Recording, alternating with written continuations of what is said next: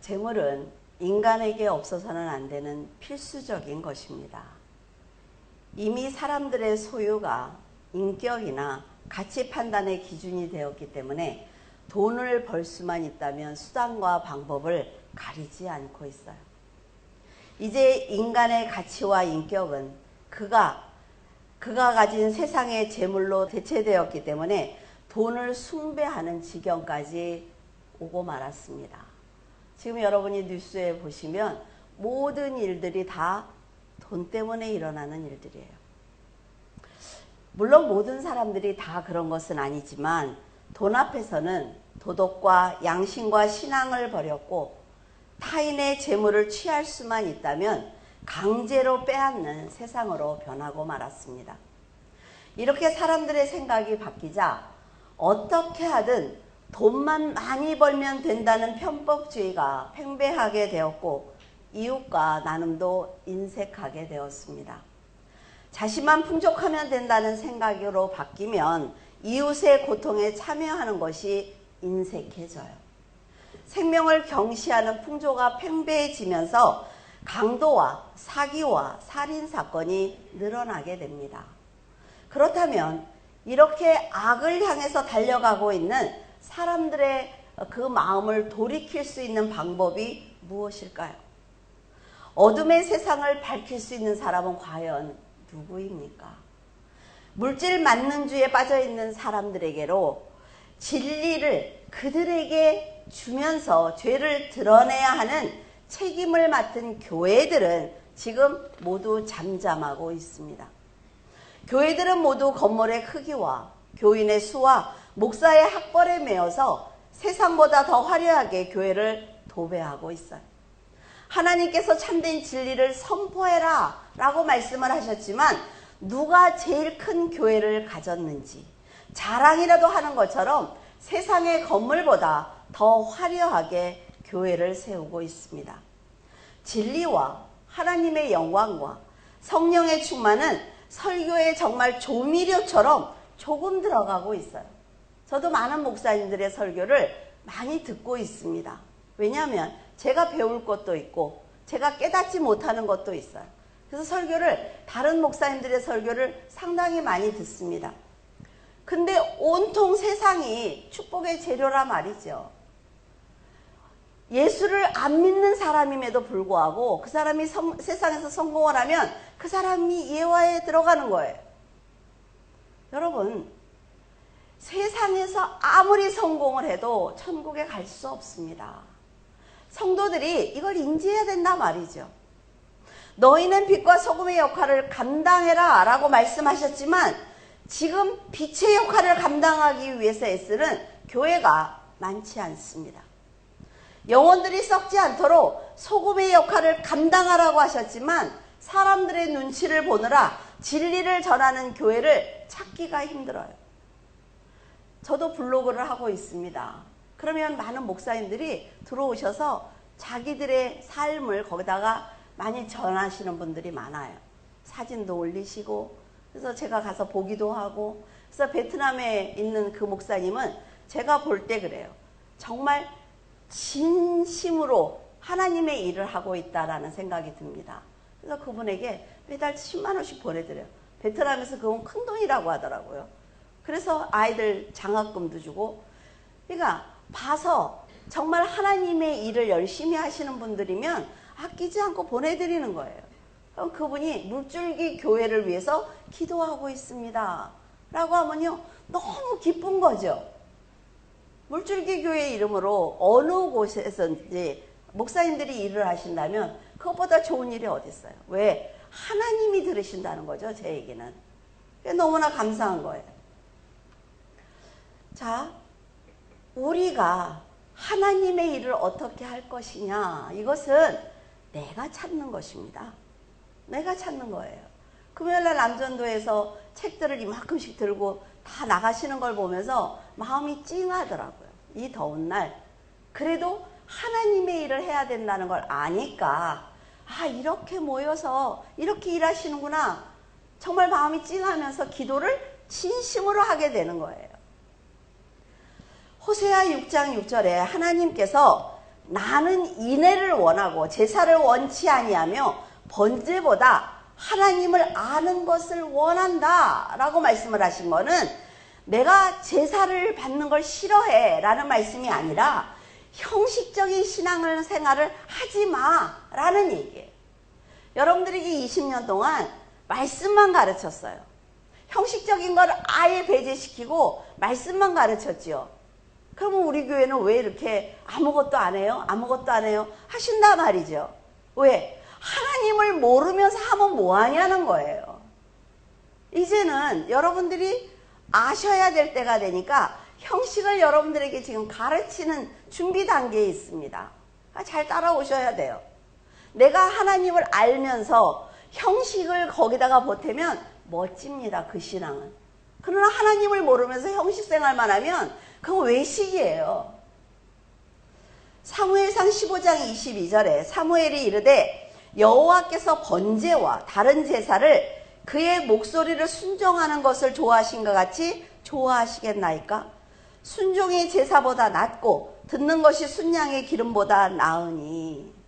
하나님께서 제사 자체를 싫어하신다는 말이 절대로 아니라 말이죠. 하나님을 아는 여러분들이 하루에 몇 번이라도 진리와 성령으로 예배를 드린다면 하나님께서는 크게 기뻐하실 것입니다. 하지만 정직하지 않은 예배와 제사는 원치 않는다는 거예요. 여러분들이 아무리 큰 액수의 헌금을 하고 여러분들이 날마다 하루에 몇 번씩 예배를 드려도 그것이 정직하지 않은 믿음이라면 하나님께서 받지 않겠다는 것입니다. 하나님께서는 아말렉이 이스라엘을 무차별 공격하였을 때 크게 진노하셨습니다. 그러시면서 아말렉의 이름을 기억하지 못하도록 내가 도말하겠다라고 말씀을 하셨어요. 그리고 사울 왕에게 아말렉을 쳐서 그들의 소유를 하나도 남기지 말고 다 진멸시켜라 라고 명령을 했지요. 근데 여러분 잘 알아야 되는 게 있어요. 자, 이스라엘을 괴롭히는 아말렉을 진멸하는데 사울 왕을 사용하십니다. 그러면 사울 왕은 믿음이 어때요? 온전한가요? 아니요. 하나님은 하나님의 일을 하시기 위해서 정직하고 진실한 다윗이라는 사람을 세우기 위해서 악도 사용하신다라는 걸 아셔야 된단 말이죠.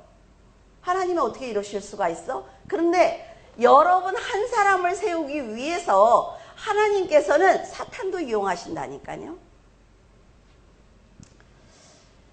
근데 이 과정에서 사울왕은 하나님께서 모두 다 진멸해라. 거기에 있는 짐승들을 다 죽여버려 라고 말씀을 하셨음에도 불구하고 아말렉에서 딱 들어가 보니까 너무 좋은 짐승이 많은 거예요. 너무 싫어요. 자기가 보니까. 그러니까 죽이기 아깝다는 생각을 합니다. 그러자 그는 가치 없는 짐승들은 죽여버리고 실한 짐승들은 모두 이스라엘로 끌고 왔어요.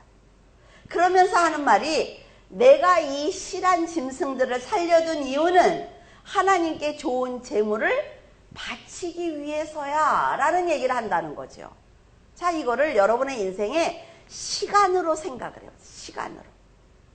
하나님께서 너의 시간은 내 거야. 24시간. 근데 우리는 뭐라 그래요? 별 볼 일 없는 시간을 하나님께 드리려고 하고 실한 시간은 내 개인을 위해서 사용하려고 한단 말이죠. 이게 성경 안에 다 있는 거예요, 여러분. 그러나 인간의 욕심대로 세상이 인정하는 제물을 바친다고 해도 하나님께서는 받지 않으십니다. 하나님의 뜻을 거역했던 사울왕은 어떤 것이 우선인지 판단하지 못하고 결국 영광을 자기에게 다 돌리기 위해서 기념비를 세웠어요. 이를 보신 하나님께서는 그를 왕의 자리에서 쫓아내고 말았죠.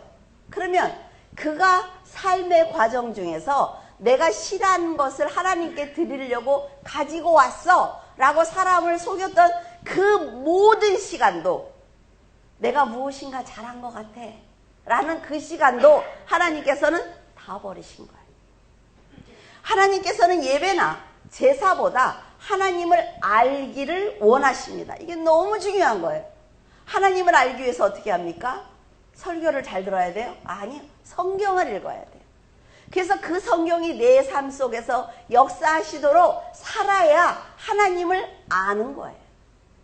하나님을 알아야만 하나님께서 받으시는 순종의 제사를 온전히 드릴 수가 있습니다. 여러분, 하나님의 뜻을 아는 게 중요하다는 거죠. 여러분도 자식들한테 왜 엄마의 말하는데 말귀를 못 알아들어? 라고 말씀하시죠. 아마 가장 많이 하신 말씀이에요. 하나님도 지금 그 얘기를 하고 있어요. 신앙을 마음대로 판단하고 결정한다는 것은 결국 하나님보다 자신이 더 중요하다는 것을 드러내는 것입니다. 성도들은 신앙생활도 설교도 자기 수준에서 판단을 하지만 하나님께서는 어떤 예배를 원하시는지, 어떤 기도를 듣기 원하시는지 고민해야 한단 말이죠. 여러분의 생각 중요합니다. 여러분의 의, 자존심, 지식 중요해요. 그러나 하나님의 지식보다는 중요하지 않다는 거죠. 하나님의 뜻대로 살기 위해서는 먼저 성경을 통해서 무엇을 말씀하고 계시는지 확실히 알아야 합니다. 확실히 알고 나서 진리와 성령으로 예배를 드릴 때 하나님께서 그 예배를 연락하시는 거예요. 여러분이 생각했을 때 지금 성도들은 하나님께서 받으실 만한 예배를 드리고 있다고 생각을 하십니까?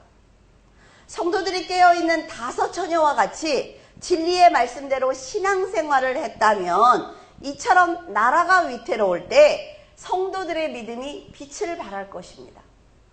정치나 경제나 교육 분야 등 각처에 성도들이 없는 곳이 없어요, 지금.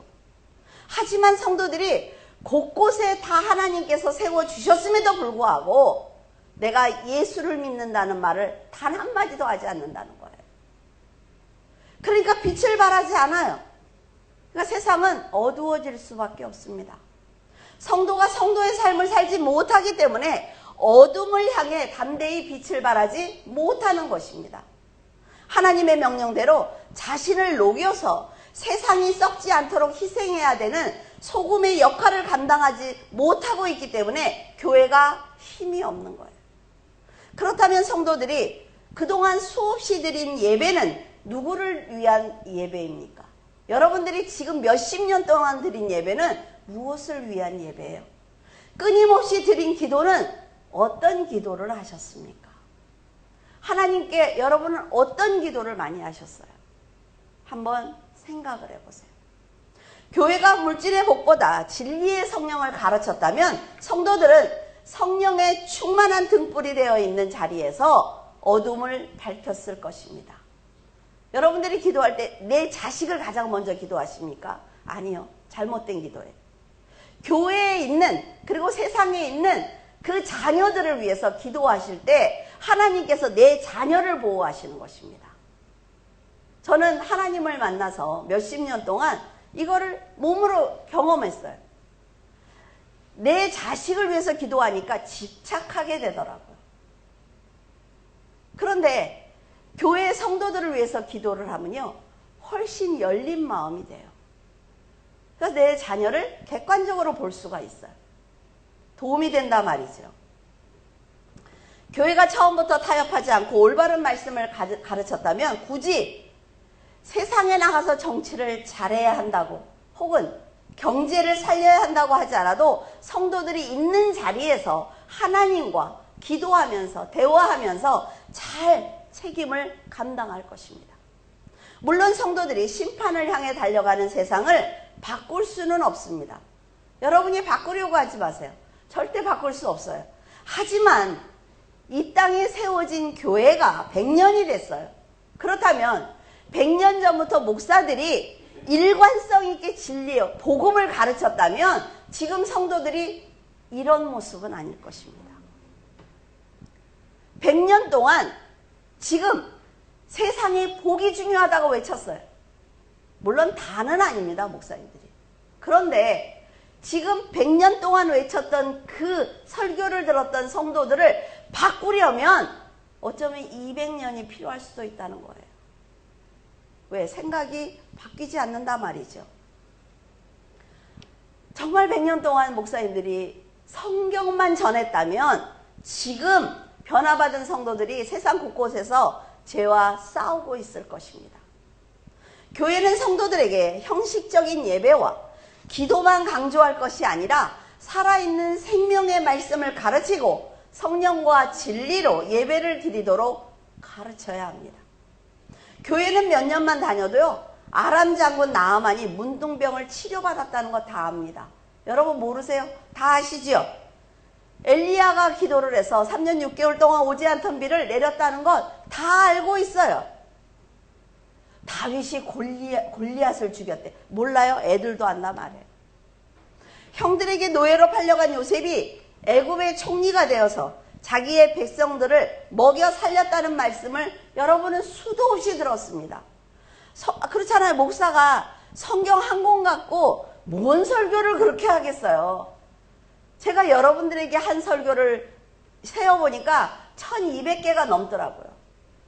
그러면 그 안에 요셉 얘기를 얼마나 많이 했을까요?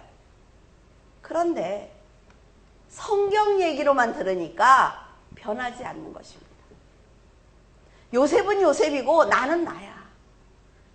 요셉이 자기 형제들을 돕고 했던 것은 나와 상관없어.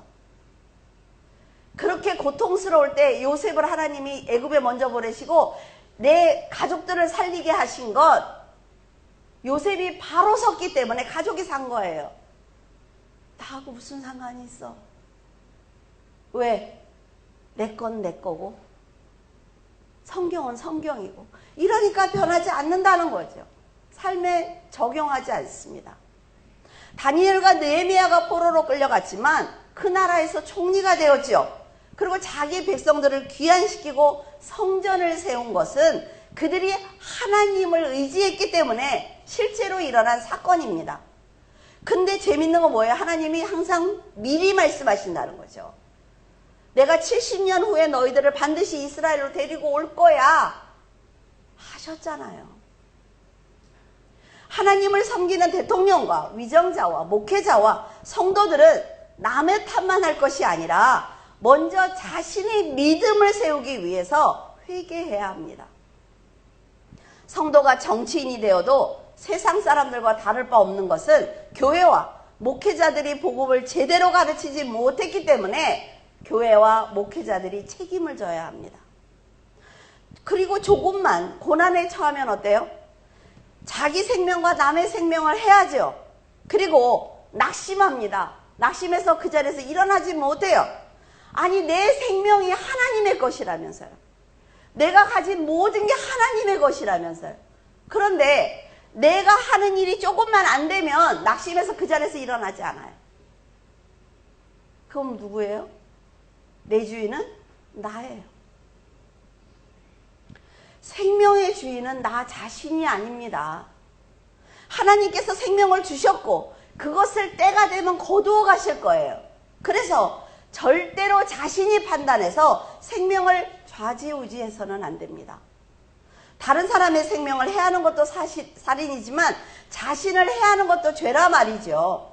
이렇게 낙심을 해서 희망을 잃은 사람들에게 하나님께서 당신을 위해서 직접 이 땅에 오셨습니다. 그리고 당신을 대신해서 죽어주셨어요. 당신은 지옥에 가지 않을 것입니다. 라고 성도들이 말을 해야 그들이 듣지 않습니까? 수를 셀 수도 없이 많은 교회들과 진리를 전해야 하는 목회자들과 진리대로 살아야 하는 성도들이 책임감을 가지고 담대하게 복음을 전해야만 성령의 역사가 일어납니다. 반드시 성령의 역사는 일어난다 말이죠. 이게 하나님의 약속이에요. 저는 제 생각대로 사람들을 판단하면서 기도할 때가 있었습니다. 이 사람은 정말 하나님을 사랑해. 그러니까 이 사람이 복 받았으면 좋겠어. 이런 기도를 아주 열심히 해요. 그러면서 또 기도하면서 이 사람은 왜 안 변할까? 그러니까 회개했으면 좋겠다. 왜? 기도를 내가 정했어요. 다죠. 그런데 하나님께서 제 생각과 다르게 모든 사람을 다 사랑하신다는 걸 깨닫게 되었습니다. 어느 날 말씀하시길, 나는 사람을 차별하지 않아. 내가 만약 네가 판단한 것처럼 착한 사람과 악한 사람을 구별해서 구원했다면 이 세상에서는 한 명도 구원받을 사람이 없어 라고 말씀을 하셨어요. 그래서 우편 강도도 믿음의 고백만 듣고 구원을 하였고 날 떠난 제자들도 내가 용서했어. 구원은 네가 하는 게 아니야. 내가 하는 거야. 너는 단지 내가 맡겨주신 그 영혼만을 위해서 기도하는 게 네 책임이야. 어때요? 얼마나 잘못된 기도를 했는지 아시겠죠? 네가 보기에 악한 자라도 그도 구원을 받아야 되는 거야. 그 사람이 네가 볼 때 악하다고, 악한 말을 한다고, 악한 행동을 한다고 해서 네가 그의 구원을 결정하면 안 돼. 기도를 바꿔라. 내가 너를 용서한 것처럼 너도 그 영혼들을 용서하고 위해서 기도해 라고 말씀을 하셨어요. 참 많은 회개를 했거든요. 그런데 이런 말씀도 하세요. 만약 네가 전하고 기도해도 돌아오지 않는 영혼은 너에게 책임을 묻지 않을 거야. 하지만 맡겨준 영혼에게 진리를 전하지 않고 기도하지 않는다면 반드시 너에게 책임을 물을 거야. 목회자의 자리가 얼마나 무서운지 아시겠습니까? 여러분들이 잘못 살고 하나님 앞에 오지 않으면 그 책임이 저한테 있단 말이에요. 하나님께서 여러분에게 진리의 말씀을 듣게 하신 이유가 있습니다. 그것은 맡겨준 영혼들에게 여러분의 가족이든 친지든 친구든 누구에게든지 진리를 전하게 하기 위해서요. 교회와 성도가 그것을 지금까지 제대로 하지 못하고 있었습니다. 머리만 크게 키워놓고 마음은 세상의 쓰레기로 가득 채웠기 때문에 세상이 교회와 성도들을 조롱하고 있어요. 전에는요, 교회 목사라고 하면요, 함부로 대하지 않았습니다. 근데 목사들이 목사의 가치를 이렇게 만든 거예요. 누구를 원망할 수 없다 말이죠. 지금까지 교회가 잘못된 길로 갔다면 이제 돌이켜야 합니다. 사람들이 사탄의 노예가 되기 전에 간절히 은혜를 구해야 돼요. 마태복음 5장 6절에 의에 줄이고 목마른 자는 복이 있나니 그들이 배부를 것이며, 예수님께서는 성도들에게 의에 줄이고 목마른 자로 살아가라 라고 명령을 하셨습니다. 의에 줄이고 목마른 상태라는 것은 물 한 방울 없는 사막 한가운데서 살아남기 위해서 물을 찾는 심령과 같은 것입니다. 아마도 여러분은 배가 고파서 도둑질을 하던 임산부나 목이 말라서 이성을 잃을 정도로 갈급한 적이 없기 때문에 실감이 나지 않을 것입니다. 북한에서 생명을 걸고 남한으로 오는 사람들은 너무 배가 고프고 자유가 그리워서 왔다. 그래서 나는 오다가 죽어도 좋다는 각오를 했습니다. 라고 말씀을 하세요. 과연 그들의 심정을 우리가 이해할 수 있을까요? 말로만 듣는 배고픔과 목마름은 경험 없이는 알 수가 없습니다. 그래서 금식해 보세요. 그 정수기에서 물 한 방울 똑 떨어진 게 얼마나 그게 감사한지. 마지막 날 이제 끝나는 시점에 그 미음 한 숟갈을 먹는 눈물이 난다니까, 눈물이. 그게 의에 줄이고 목마른 심령이에요. 열왕기하 6장에 보면 이스라엘의 고난과 고통이 상세히 기록되어 있습니다. 이 사건을 통해서 영적으로 의에 줄이고 목마른 그 상태가 어느 정도인지 우리가 한번 살펴보고자 해요. 아람왕 베나닷은 많은 군대를 이끌고 사마리아를 에워쌌습니다. 그들에게 포위가 되어서 음식을 구할 수가 없게 됐죠. 그러니까 사마리아 백성들은 굶주림을 견딜 수가 없어요. 그래서 약속을 합니다. 오늘은 내 아들을 잡아먹고 내일은 네 아들을 잡아먹자 라고 약속을 하죠. 근데 오늘 내 아들을 잡아먹었어요. 근데 그 다음날 그 사람이 자기 아들을 숨긴 것입니다. 그러니까 이스라엘 왕에게 이 여인이 소리를 칩니다. 도와달라고. 그러니까 왕이 어떤 도움을 원하십니까? 할 때 이 얘기를 쫙 하는 거예요. 그 얘기를 들을 때 왕이 어떨까요? 얼마나 기가 막힐까요? 그러니까 왕이 옷을 찢으면서 탄식합니다. 얼만큼 배가 고파야 자식을 잡아먹을 수 있는지는 잘 모르겠어요. 과거에 우리 부모들은 자식들이 너무 굶으면 뭐 내 팔 하나 잘라서 뭐 먹이고 뭐 그랬던 얘기는 들어도 내 자식을 삶아먹는 이런 얘기는 정말 성경에 보면서 깜짝 놀랐어요, 저도. 그런데 예수님께서 말씀하시는 의의 줄이고 목마른 이것이 바로 이런 처절한 영적인 상황을 얘기하는 것입니다. 여러분은 하나님의 의에 줄이고 정말 말씀에 목말라서 이성을 잃을 정도로 하나님의 은혜를 사모한 경험이 있습니까? 나 정말 하나님을 알고 싶다고. 내가 정말 하나님의 뜻대로 살고 싶다. 내가 어떻게 하나님의 자녀로 살 수 있느냐고 밤새 우신 적 있어요. 사람들은 정의를 위해선 자기의 생명을 내어놓습니다. 아, 정치를 못해. 다 나가. 이건 하잖아요. 그런데 자신의 의를 지키기 위해서는 생명을 내어놓지 않습니다. 이렇게 세상의 정의를 위해서 과감하게 싸우던 사람들이 과연 하나님의 의를 채우기 위해서 그런 노력을 하고 있는지 정말 궁금해요. 인간의 의를 버리면 버릴수록 하나님의 의가 그만큼 채워지기 때문에 바울은 날마다 죽는 심정으로 자신의 의를 버린다라고 고백을 하고 있어요. 나는 날마다 죽어. 왜? 내 의를 버리기 위해서. 내가 죽지 않으면 내 의가 버려지지 않기 때문에 나는 날마다 죽노라. 혹시 여러분도 예배를 드리지 못하면 마음이 찢어지는 것처럼 아프고 죄송해서 하루가 고통스럽습니까? 하나님과 날마다 기도로 대화하지 않으면 먹는 것도 싫고 웃는 것도 싫고 사는 것 자체가 무의미해서 내가 기도하지 않고는 견딜 수 없어. 그런 마음이세요? 성도라면 세상의 어떤 좋은 일도 말씀을 깨닫는 기쁨보다 더 크지 못합니다. 교회와 영혼 구원을 위한 일이라면 자신을 희생할 수 있다는 믿음을 가져야 된다 말이죠. 여러분들에게 음성 파일을 하나 보냈어요. 설교를. 저는 정말 목회를 시작을 하면서 지금까지 설교를 하다가 막히면 무릎 꿇고 기도하는 거예요. 하나님, 베드로가 그때 왜 그랬어요? 그러면 너도 이런 악한 마음이 있잖아. 걔도 그러지 않았을까? 그러면 설교를 쓰는 거예요. 그러면 저는 늘 그렇게 하니까 목사님들에게 아무 생각 없이 얘기하는 거죠. 이단이라는 말을 굉장히 많이 들어요. 왜? 어떤 하나님이 설교를 가르쳐 주냐는 거예요. 근데 여러분 어때요? 저는 듣잖아요. 저는 배우잖아요.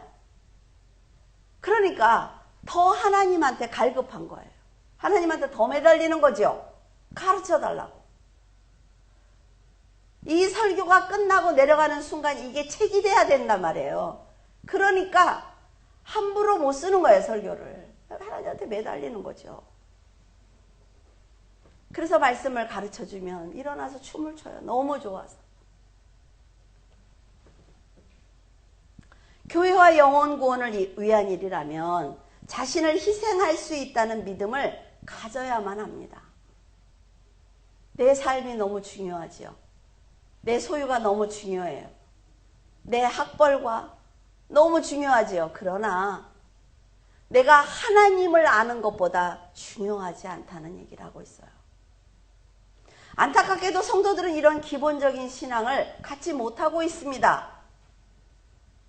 여러분뿐만이 아니잖아요. 그렇죠? 지금 만나는 모든 분들을 말씀을 깨닫기 위해서 성경을 읽고 기도하고 시간을 갖는 것은 목회자에게나 필요한 일이다라는 어처구니 없는 생각을 하고 있단 말이에요. 성경을 읽게 하세요. 아이들한테 이런 뭐라 그래요? 우리 애는 목회자 만들 거 아닌데요. 구원은요, 여러분 목회자가 주는 게 아닙니다. 여러분의 믿음으로 하나님께 직접 받는 거예요. 천국은 교회 전체가 가는 게 아닙니다. 개인이 가는 거예요. 그래서 이렇게 20년 동안 외치는 거죠. 예수님께서 의에 줄이고 목마른 자는 복이 있나니 배부를 것이다 라고 말씀하셨어요. 의에 줄인 간절한 믿음을 가져야만 영생과 하나님의 은혜와 하늘의 기업으로 배부를 수 있다라는 말씀입니다. 영적으로 배불러야만 여러분 여유가 생깁니다. 주위를 살필 수가 있어요. 내가 영적으로 풍성해야 세상이 아무것도 아닌 걸로 보인단 말이죠. 그래야 내 걸 나누지요. 어떻게 나눠요? 못 나눠요. 왜? 내가 갈급하면 나눌 수가 없단 말이에요. 이렇게 성숙한 성도가 하나님의 사역에 동참할 수가 있는 것입니다. 심령이 가난한 자가 되어 영원 구원을 위해서 애통하며 하나님의 위로를 받는 성도가 의에 줄이고 목마른 성도입니다. 마태복음 6장 33절 너희는 먼저 그의 나라와 그의 의를 구하라. 그리하면 이 모든 것을 너희에게 더하시리라. 세상 사람들은 하나님께서 모든 복을 누릴 수 있도록 후히 주셨다는 걸 몰라요. 내가 갖고 있는 걸 하나님이 믿지 않는 자들도 하나님께서 맡겨주셨다는 걸 모릅니다. 그러니까 내 거지요. 거기다 다 내 이름을 붙였잖아요. 그러니까 맨날 무엇을 먹을까, 무엇을 마실까, 무엇을 입을까 염려하는 것입니다. 이렇게 의식주를 해결하기 위해서 세월을 허비하는 사람들에게 예수님께서 이 세상은 잠시 지나가는 나그네와 같은 세월이야. 근데 네가 나그네의 역할을 하면서도 네가 가진 것, 네 지식이나 네가 지금 갖고 있는 것을 나누려고 노력을 할 때 나는 네 그 나그네 인생길이 풍요하도록 너를 도와줄 거야. 이분이 하나님이에요. 그러니까 네가 갖고 가야 되는 것은 재물이 아니라 명예가 아니라 하나님의 나라와 그 의를 구하는 마음. 그럴 때 내가 다 채워줄 거야. 이게 하나님의 약속입니다. 하나님의 나라가 먼저라는 내 말을 믿고 너희들이 살다 보면 너희들에게 필요한 것은 자연스럽게 채워질 거야 라는 거죠. 제 기도가 무엇인 줄 아십니까 여러분? 제가 30대에 하나님께 드린 기도가 하나님 노후에 리어카를 끌지 않게 해주세요. 이게 제 기도였어요. 진짜로. 왜? 미래가 없는 거죠. 내가 능력이 있는 것도 아니고 살 수 있는 길이 있는 것도 아니고 내가 직장을 다니는 것도 아니에요. 하나님께 저는 성경만 읽습니다. 하나님 제가 마지막에 리어카를 끌면서 성경을 읽지 않게 해주세요. 이게 제 기도였어요. 지금도 그런 기도를 해요. 감사의 기도를 하죠. 그분들을 하대하는 게 아니에요. 제 얘기를 하는 겁니다. 믿음은 하나님의 말씀을 믿느냐 믿지 못하느냐의 영적인 전쟁입니다. 하나님의 의가 되시는 주 예수 그리스도께서 하신 이 말씀을 믿는 것이 믿음이에요. 그리고 그 말씀대로 사는 것이 지혜입니다. 지금 각 나라에서 산불 나는 거 보시죠. 마지막으로 가고 있단 말이에요. 마지막으로. 산불이 그냥 나잖아요. 땅이 이글이글해서 나무들이 땅속에서 불을 갖고 있다가 다 꺼졌다고 안심하면 다시 그게 불이 붙는다잖아요. 여러분, 세상을 잘 보셔야 됩니다. 예수님이 지금 오셔도 이상하지 않은 때 우리가 살고 있단 말이죠. 독생자 예수께서 인간의 몸을 입으시고 이 땅에 오셔서 내가 곧 생명의 떡이니 내게로 오는 자는 결코 줄이지 않을 것이며 나를 믿는 자는 영원히 목마르지 않을 거야 라고 약속을 주셨어요.